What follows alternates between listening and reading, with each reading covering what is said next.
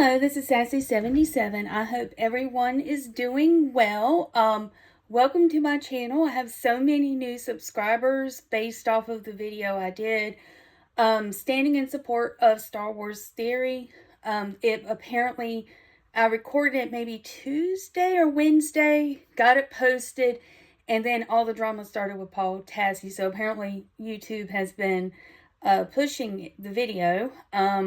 And that's how a lot of you got here. So thank you so much for clicking on the video, hitting like, subscribing. You know, you're obviously a Star Wars Theory fan, and you're used to nice, slick editing and everything else, and that's not me. So I'm actually going to break from Star Wars today. Oh, almost forgot. I'm definitely not a script person, and I talk with my hands. But I did want to say, I still stand with Star Wars Theory over this most recent drama. I'm 100% behind Star Wars Theory, and that's not just for popularity or anything else like that. You've seen I've been making videos for about 2 years now, and whether it gets 20 views, 10 views, 1,000 views, 35,000 views. If you look at my Galactic Snacking Grogu video, that is one of my favorite items in my collection. So I'm going to be me regardless. So, if you don't watch this one is going to be a fun video because I'm going to attempt a movie review, and I've never done it before. Well, to be truthful, I did it twice yesterday using Canva, and it got lost both times. So I decided to go back to Old Trusty, which is just my iPhone propped against my speaker, focused on an item in my collection.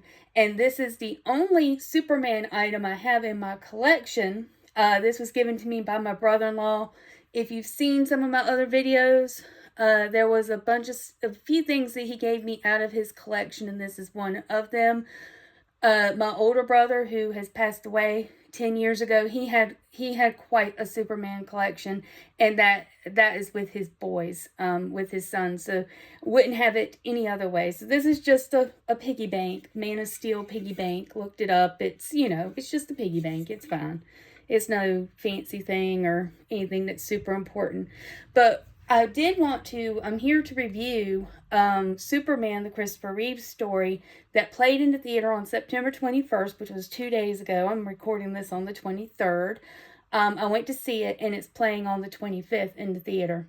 And I wanted to go ahead and get this out before the next day that it plays, in case you are waiting to see a review to see if you want to see it.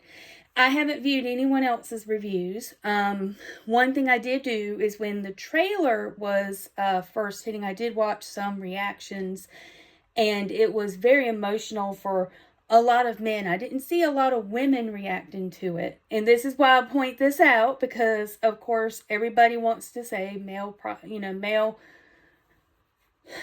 this is a male's franchise. We want more women and blah, blah, blah, blah, blah. And we got to, do all these changes to it. And guess what? When I went to go see this in the theater, it was mostly women, not men. So all the trailer reactions I saw were men, but who I saw in the theater in my area is women. That's who I saw seeing it. Now, I do think part of it could be the emotional aspect of it. And I will admit, take Kleenex if you decide to go see it. You may need it. I know I did. I did pretty good on the things that they showed in the trailer, but a lot of the little things that they showed, and some of the things that they showed in the trailer, it was only part of a little bit of the story, especially when they were talking to people who were being interviewed. So it is a documentary, and documentaries are not for everybody. I liked it. The style of this particular documentary was not linear. Usually documentaries are linear. It starts typically at the person's childhood, kind of goes through their fame, and speaks to family, shows videos, and just kind of moves linear. This does not move linear, so we're getting ready to get into spoiler territory. So what it does is it does, of course, start off with some of the Superman stuff that we saw in the trailer, the papers moving, him flying, and everything else, and different aspects of it. And then it jumps into home movies of 1995, and that would be right before his accident. So they talked about Christopher Reeve's family life at that point. Why was he into horseback riding? They definitely covered that he did far more than Superman, and that's true. A lot of us haven't seen all of that stuff he was in that was not Superman. I'll be honest, I'm one of those people. Because some of those movies were just not what I was into at the time, and haven't really gotten into them at any point yet. But then it covered the accident. It had a lot of details that were not that I don't remember, and I'll tell you why I don't remember. A lot of people in the trailer reactions were talking about, oh, I know what I was doing that day or that time period or whatever. Well, 1995 for me was graduating high school. Right after I graduated, which would have been around the time that his accident happened. Right after I graduated, we were getting ready to move. And in August, my dad got in a very bad car accident that was life-changing for him. It wasn't the same thing as Christopher Reeve, but it did injure him for life. He had broken hip and thigh on one side that eventually ended up being artificial, and rods in his thigh, and knee on the other side. So he had a lot of problems from his life-changing accident, and then we moved, and then I started college. So just so busy with my own life. Not saying I didn't care, but just saying I was very busy. So then they would go back and talk about his childhood. Then they talked about Superman. He came from a broken home, and he was always trying to please his father, and he couldn't. And the broken aspect of his home was that his parents had a very, very bad divorce, very ugly custody battles. They both remarried twice. I believe he had step siblings and half siblings, and he just never really, they talked about that. And that was something I really didn't know. So that was interesting. They talked about his first two kids and how they came along, and how he broke up with their mother, how he met Dana. It was just a lot of information, and I'm just skimming over it all pretty quick. I hate to say that I am doing that, but I made 2 videos yesterday that got deleted, so I'm not even sure, if I'm going to remember to talk about everything that I talked about in those videos.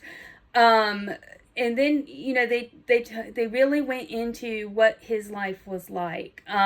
One thing that they did that I really found very effective, and I'm going to try to get this image in my thumbnail. It's in the trailer as the music builds, and the trailer was gorgeous in that it used a lot of John Williams' score. It used Superman theme. It used a beautiful piano rendition of Can You Read My Mind somewhere in there, and then the planet Krypton, and the planet Krypton is kind of swelling as it focuses on moving this marble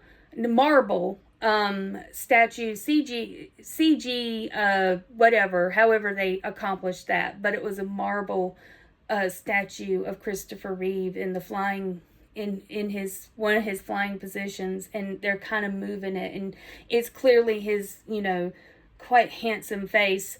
And it just, they use this graphic throughout the entire documentary. Like I said, it's not linear, so they're kind of going back and forth. And one of the things that they did with it is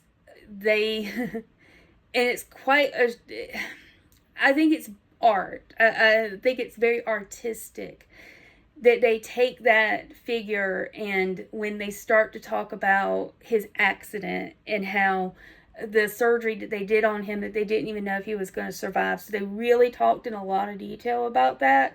But the surgery was never been done before. And, so one of the things somewhere in there, they cut to that image, or that marble statue, and they start to put cracks in the statue at the neck. and green starts to show through because they're representing kryptonite. And then as they talk about some of the impacts of just the whole body, not just, breaking his neck, but how it just radiated the whole body. He couldn't breathe. He had to be on a respirator the rest of his life. He was basically only conscious. I mean, there really wasn't much that he could do for himself.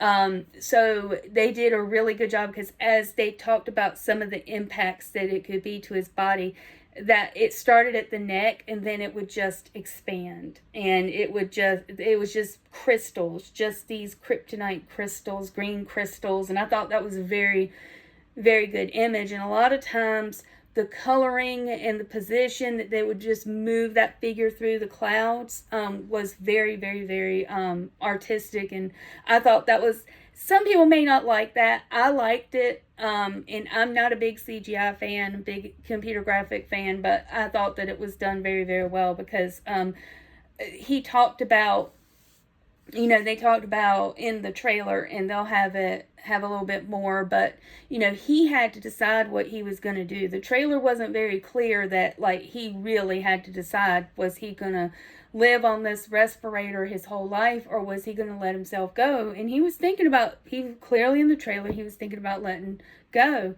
And his mom wanted him to let go, which was amazing. And they said that Dana did not. However, when she did go to him, she just told him, it's your decision, and I'll do what you want to do.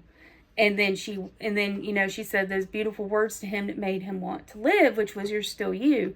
So, it's just, they do a very good job of highlighting that aspect of his life. After that, he always wanted to get out of the chair. He always viewed it as temporary. They took where they really went into the career beyond his paralysis, where he did do a couple of movies where he was the director, but he also did a movie where they redid Rear Window. Rear Window. I hope I got that right. Rear Window, with him. And of course, the first movie, if you've ever seen that one, was the guy was just in a wheelchair. But this did put a lot of aspects of Christopher Reeve's real day-to-day life in it, and about how they were kind of cutting into the movie scenes at first, and you weren't quite clear. Is this something, if you hadn't seen the movie, which I had not, and I might, but if you had not seen the movie, it's not clear that they are using the movie scenes to represent what he's talking about, not actual footage of his rehab, because they do put that in there, because of course he did documentaries as part of his advocacy. But they really honed in on the relationship of the family, of Dana and Chris. They did a great job of showing, they talked about how the first time he went to be seen in public, Robin Williams actually helped him get this vehicle, this van to transport him in. They kind of showed some of the transportation, and you have to remind yourself he couldn't feel anything, but it looked so awkward and uncomfortable, and sometimes his face looked pained, and you're like, can his face feel? So you start asking yourself these questions. But, he had not been seen, I had forgotten this, but he had not been seen in public since from his accident until the Oscars, when he did that speech. And he never, one thing that they tried to make clear is before this accident, even after, he never really considered himself Superman. He wanted to expand his career. He was a serious actor. And he brought that to to Superman. And so he never really wanted to just be this superhero for his whole life.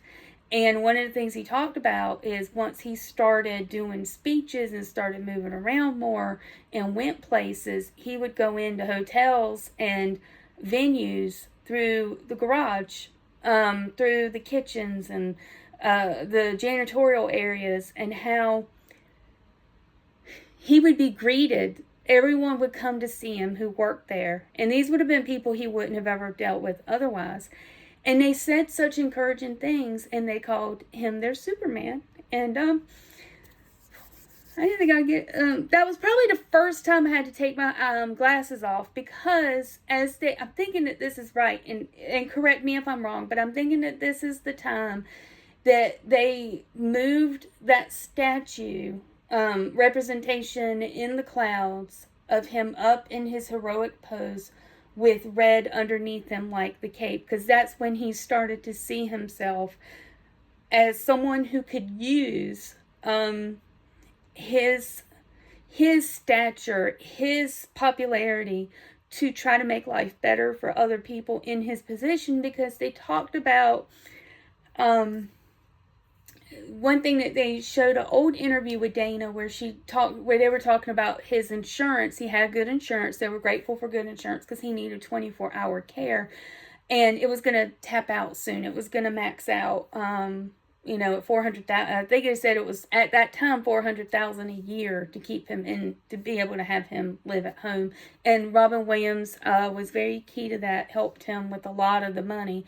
But she said, most people can't do this. They have to go into a nursing home. And so that's really kind of when they started really trying to advocate for other people. And they talked about how he got so many letters of support, like so much pouring in every day, that Dana couldn't take care of him, take care of managing all the assistants that they had to have throughout 24 hours a day, that she had hired her friend to take care of all that. So they actually ended up kind of running a business before he ever left the house, and became the advocate that he was, and started working again. But they did a good job of showing some of these letters, and they were just so touching. They were from children. Think about it. His accident was in 1995. He was Superman from 78 to 87. So 87 was the last time he appeared in the suit. And so these kids would be 5, 6, 7, 8. They weren't born yet. They were not even born when his last movie was in the theater. That shows generational love of these things and how timeless his portrayal of Superman is. I was born in 77. He was 78. This movie was in 78. And it, of course, took off. But I had older siblings, 13, 10, and 5 years older than me, and a little sister. So toddling around after them, I was exposed to all of this stuff. If you've listened to some of my Star Wars collection videos, especially my older brother, who was 10 years older than me, the one that passed away. And, so I don't remember my first time watching Superman. He was just always there. Christopher Reeve's Superman was always there. And back then, people, little kids, if you weren't born yet, back then, you only had 1 or 2 TVs in the house. They didn't have these DVD special extra stuff and everything. So they had some documentaries of how they made him fly, because it was so cutting edge at the time. But he would go to the library and look it up, because we didn't have IMDb, people. So he looks it up at the library, comes home and tells me that Superman, the way they make him fly is the crane. And I kid you not, it broke my heart. I mean, I literally cried. It broke my heart that Superman could not actually fly. So eventually, I got into wanting to understand those things. And they gave Christopher Reeve a lot of credit for how they pulled off the first movie version of someone flying, because he had been a glider pilot, and they said he naturally knew how to do some things. And so that was just a really, they mentioned that too. Also, he was a string bean, and they again made sure that they put in their reference, and if you didn't know this already, but actor David Prowse, who was in the suit of Darth Vader for the first 3 movies, episodes 4 through 6, was a bodybuilder, and he developed a program for Christopher Reeve and helped get him in shape, because Christopher Reeve was like, no, I have to be Superman.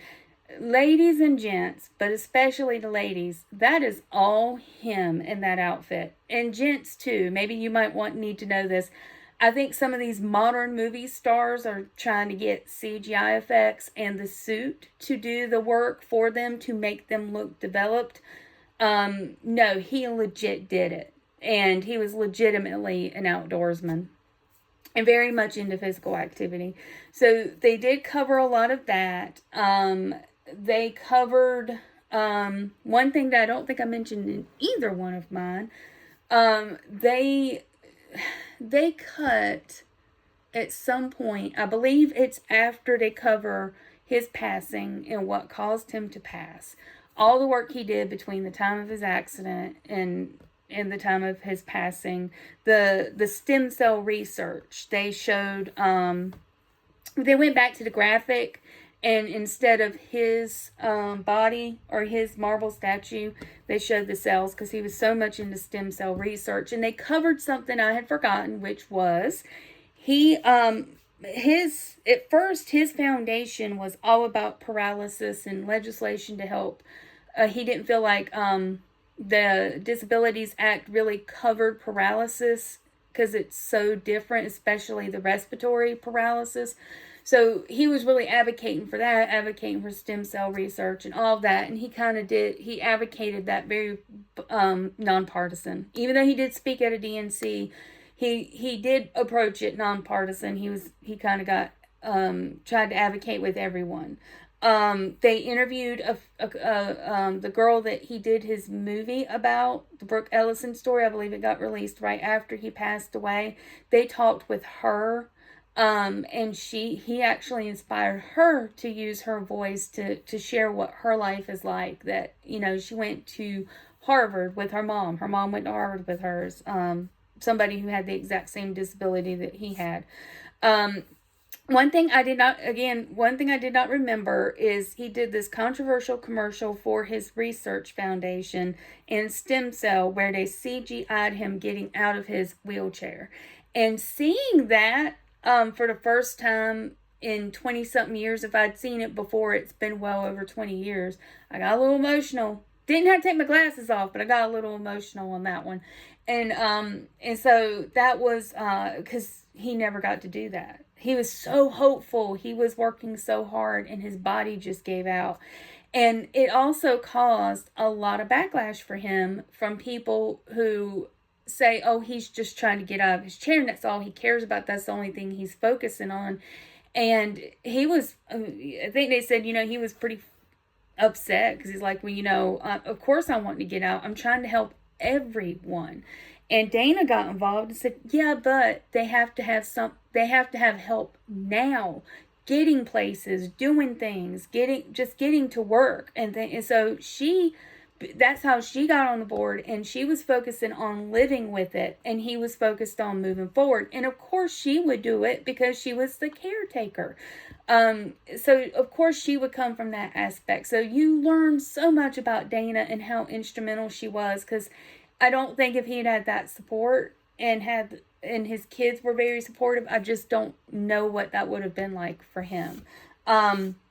One thing that was very, very interesting, his daughter talked about how they were always doing things, all these activities. Dana made sure once she got with Chris that she brought the kids over from England as much as she could, the two older kids, before her kid came along.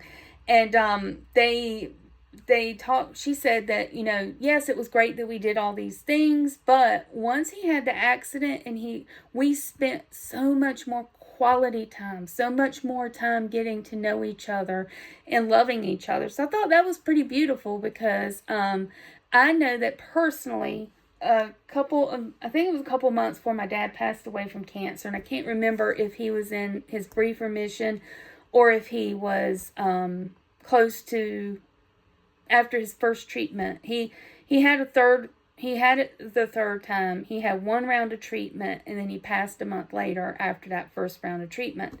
And so it was either when he was in that brief remission or right after that treatment that we were going somewhere, and he said, I really wish I died in that car accident in 95. And I'm like, oh, you don't believe that? He said, it's just pain every day. It's just pain. It hurts every day. And it's just been terrible. And I reminded him, but you would have missed out on more than half your grandchildren. At that point, you only had 3, and now you have like 9 or 10. So you would have missed out on them. You would have missed out on your daughters, your youngest daughters, growing up and, getting into our careers and everything. And then I thought, they kind of covered his passing and then Dana passing. And, at least I got that. At least my dad had that. Christopher Reeve and Dana Reeve did not get to see their grandkids. They have not gotten to see their kids become so instrumental to the foundation. So they carried that on, and that was a good thing. So a lot of the legislation that happened after his passing and after Dana's passing, they did a... I'm not sure how I felt about this, but they took scenes from Superman 4 where Superman's talking to Congress and they applaud him and everything. And so they kind of intercut those scenes with the politicians and the President Obama announcing their act, the Paralysis Act, and all of these things. And I thought it was bold to do. I thought it was a very bold choice. So I did appreciate that. That I'm not sure if I liked it or not. I get what they're saying. They're saying that his injury, and that's the general gist of it, his injury actually, in everything he did for people in real life after that, expanded made him a real live Superman. He may not have been able to fly. He may not have been able to do any of those physical things, but he did so much more for people. And he did. He was inspirational to that. He was always trying to do better. He was a much more involved parent, and things like that. One of the things that they talked about Robin Williams, they kind of got me on Robin Williams, but they said that every year on the anniversary of his accident, Robin Williams and his wife at the time threw a party. And they showed videos of some of those parties because he wasn't going to let Christopher be down on that day. And then Will read a journal entry that his mom did on the 5-year anniversary. He found it because apparently Dana journaled a lot.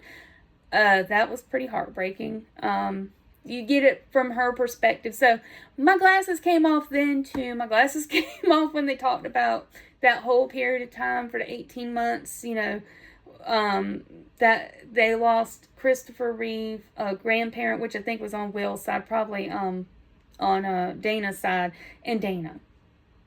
And how Will went to go live with his friend's family. They adopted him, but his siblings have been instrumental. They dropped everything. Like the oldest boy, Matthew, he dropped everything when Dana got sick and moved in. So he could be, and he moved in at some point. He may have moved in around the time, I can't remember if it was Christopher was alive, or I think it was mainly when she was sick because she had to go in the hospital.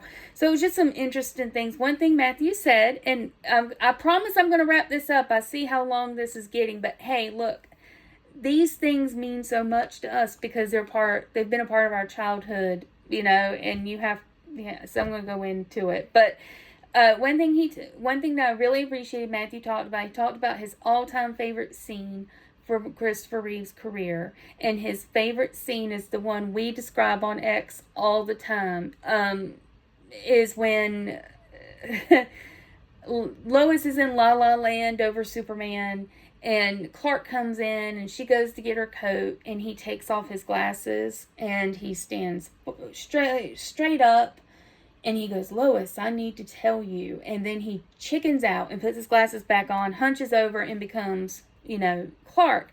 That was amazing. And to know that one of our favorite scenes of how we describe the way that Superman is our ideal is the way that Christopher Reeve dug in and gave us two different people. It wasn't just glasses. Glasses did not. This is how you can say that everyone was fooled by a set of glasses. Well, it wasn't just the glasses, it's the way he talked. It was his mannerisms. It was him running into doors, not being able to use a turnstile, hunched over to make himself smaller despite him being 6'4", 220, 225, and of pure muscle. That's how he was able to hide it. The suits didn't quite, not the suits of today that are very, some of the suits today I think are a bit much for men, but I'm not going to go there too much. But anyhow, and it's funny because I'm talking this from a woman who's married to a 6'2" man who's about 210 and got a lot of muscle. So apparently I have a type. But anyhow, it's just interesting that to know that his children see it that way too. That's the favorite scene. I'm trying to think. I don't do any scripts, y'all. The only thing I've ever done is when I did one of my Acolyte videos, I did a bullet list of things I wanted to make sure I talked about and kind of referenced that off screen.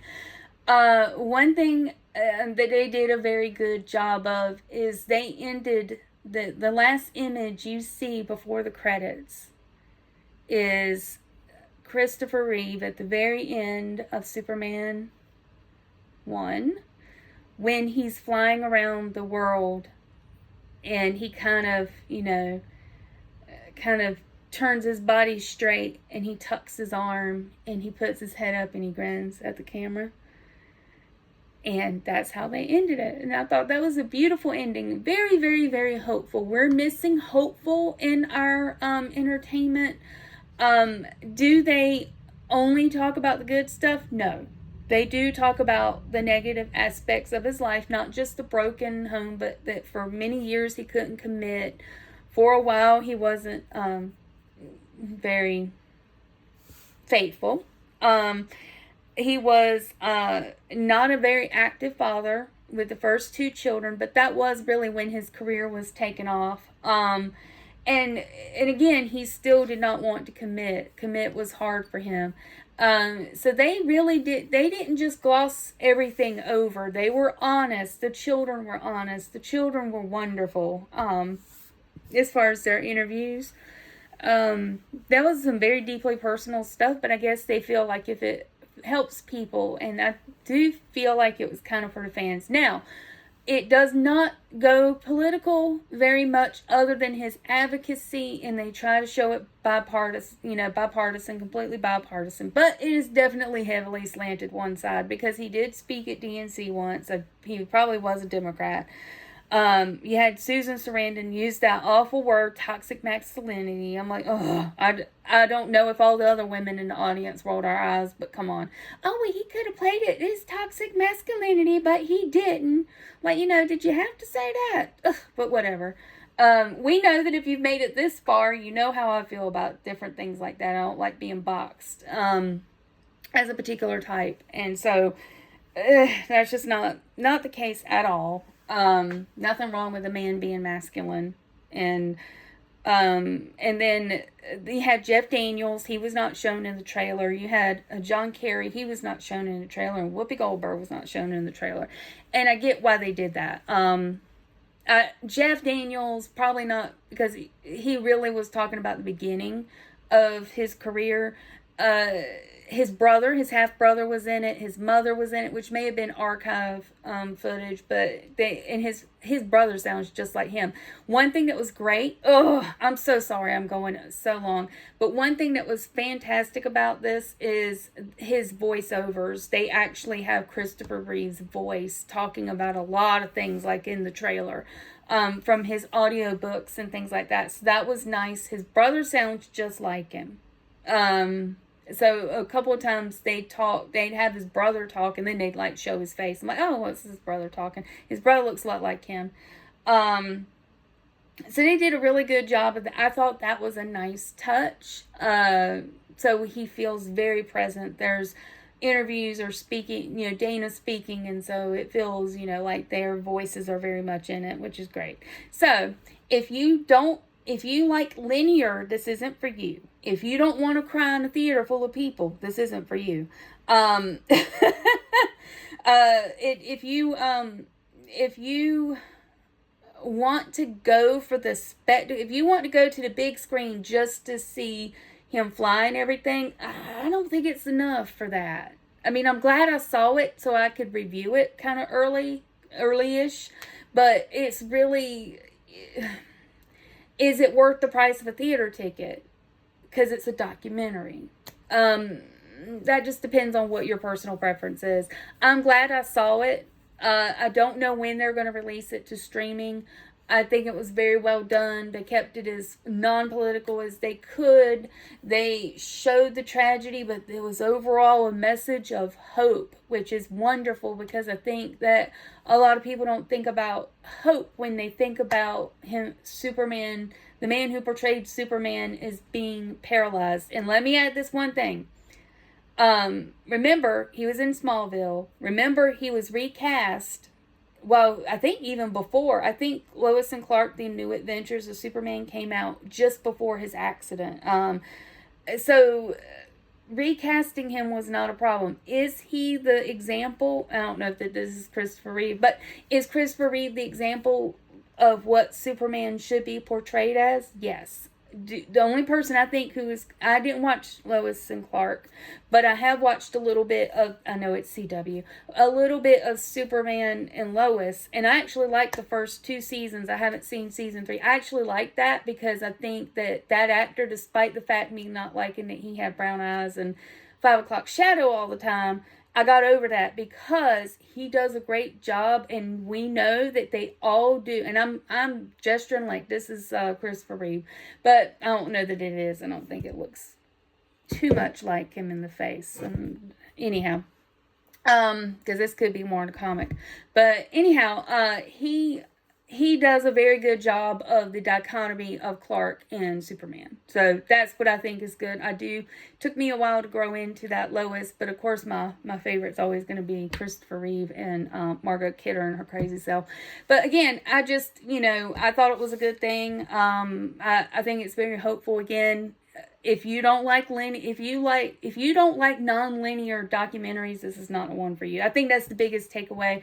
And I'm hoping that if you go to see it, did you enjoy it? Are you willing to go see it? Or please drop a comment and let me know. And we made it this long at lunchtime with no kitty cat interruptions. So they are still here. They are asleep. It must be nice to nap all day. Thank you so much. This is Sassy77.